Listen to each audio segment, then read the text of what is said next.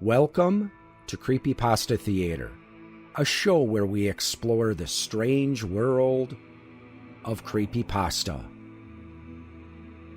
Join us as we hear tales best left untold, travel roads best left unexplored, and see sights best left unseen. It is summer, and in many parts of the United States, this is a time of year when parents send their children off to summer camp. Children who go to these places can learn many interesting things, such as camping, swimming, canoeing, shooting sports, and nature. So if you have a child heading out to camp, why not start them out by sharing a story with them? Today's story, I found something in the camp lake 20 years ago. Written by LeoDuhVinci. This story can be found on creepypasta.fandom.com and is protected by Creative Commons license.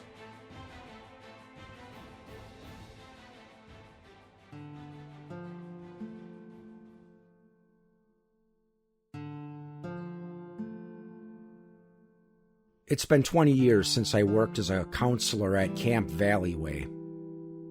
20 years that I've tried to forget what I've seen, lying to myself and others about what I know happened. And for many of those years, I succeeded in fooling myself, pushing the dark thoughts into a hidden place in my mind. But after reading the newspaper today, I can lie no longer. Let me begin my story. I started work when I was 15, spending my summers at Camp Valleyway. The camp was nestled in the foothills of the Appalachians, cupped in a valley between two mountains, with a natural lake at its center. Its waters stained murky with southern clay. I worked as a swim instructor, and each week a new set of campers traveled from across the state to experience the outdoors. I still remember the exact day it happened. Tuesday, 5th week of camp. The hottest day of the summer and just before the 4th of July. That week was known as Rich Week to the counselors, since many of the wealthier parents took off for the holiday and left their children behind. It came right after the Orphan Week, which was when the Clarkstown Orphanage, largest in the state, traveled to camp free of charge because the camp was government-owned. Yearly, the local residents came by at the end of the week, and the children were often adopted. Just last week, a girl in my class had found a new home with some farmers a few miles out, and I remember seeing Ellie wave from the cab of a pickup truck as she started her new life in the country. As a swim instructor, in my time off, I helped the sail instructors patch sails under the water sports canopy. Logan, the head of water sports and about 5 years older than me, sat across from the picnic tables, his small eyes looking over the lake. Logan kept his hair in a tight buzz cut, revealing a scar around the back of his head, and when he spoke, it was in a deep drawl. "Mike, watch what you're doing," he growled, noticing I had skipped a stitch. "I only got 2 eyes, and there's too much going on for me to watch everyone today. Got it, I said, and I put my head down. Logan kept a tight watch on his crew, but now his focus was on the lake. Ed and Ted, two twin counselors with one brain between them, were teaching a beginner swimming course. Ed and Ted always made Logan uneasy and had earned a spot of first and second on his mental list of instructors who were most likely to screw up next. So when Ed, the smarter of the two, came sprinting up from the lakeside so fast his long legs spewed a dirt exhaust behind him, Logan was ready. Ed opened his mouth, words wheezing in between each intake breath as his wet hair plastered over one eye. "We're missing one camper. Can't find him in the water. Friends don't know where he is." Without hesitation, Logan's whistle shrieked through the campground, startling campers and counselors alike. "Out of the water! Out of the water! All lifeguards to the dock!" he shouted, his deep chest working like a bellow as adrenaline shot through me and we ran to the water.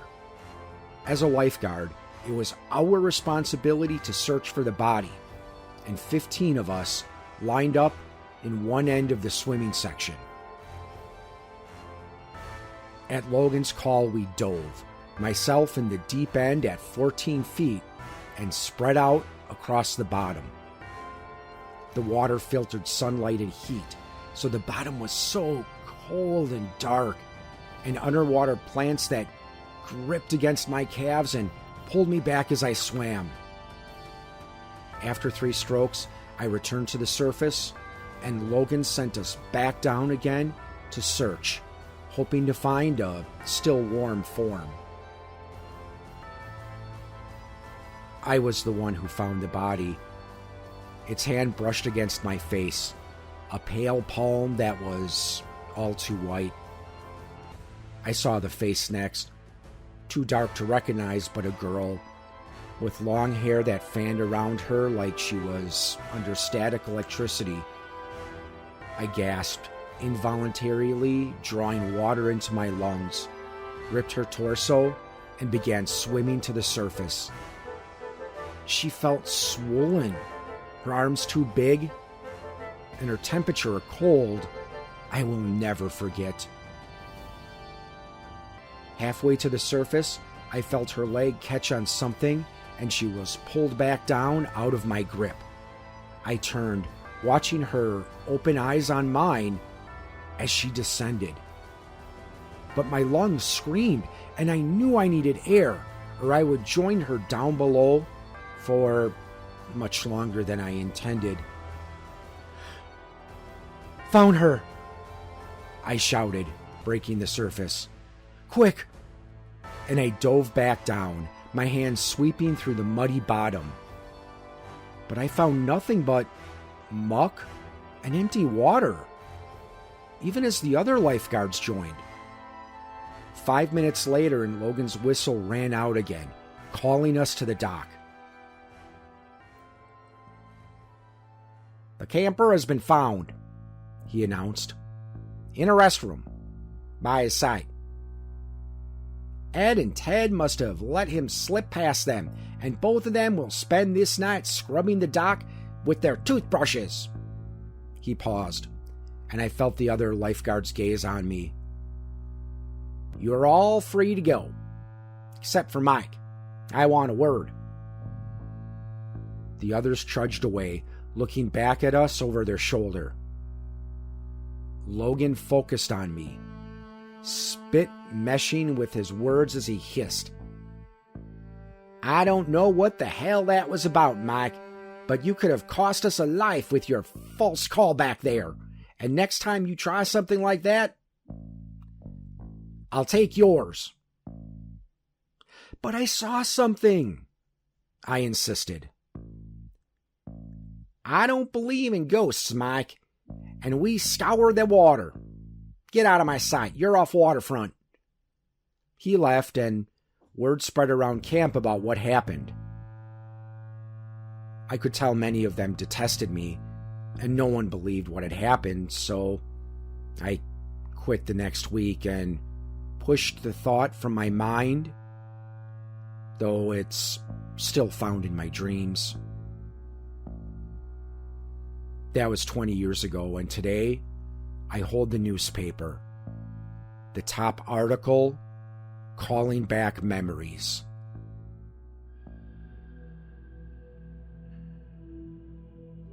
Murders at Camp Valloway. 19 skeletons have been discovered in the lake of Camp Valloway, several aged at over 30 years since time of death, and none younger than 10.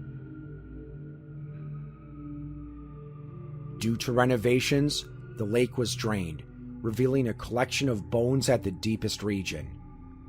Several femurs were found, attached to anchors with rope, and after much investigation, the state police discovered the source of the bodies. 10 years ago, before Clarkston Orphanage was shut down for embezzling state funds, each summer the orphans spent a week at camp. 19 were thought to be adopted by locals in nearby proximity to the camp. But after reviewing records, police have discovered these adoptions were never documented. All 19 were drowned and disposed of in the lake, at an area too deep for the campers to normally enter. Except for one that drifted near the swimming area due to an insecure rope. It is believed that the orphanage collected funds appropriated for these children long after their death. Police encourage anyone with information on the matter to step forward.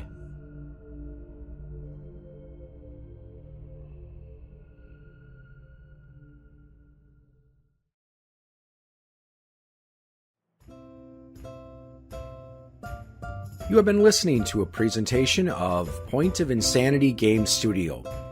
Visit us on the web at www.poigamestudio.com. Follow me on most social media sites at POI Game Studio, and check out my music channel on YouTube at Al Seeger Music.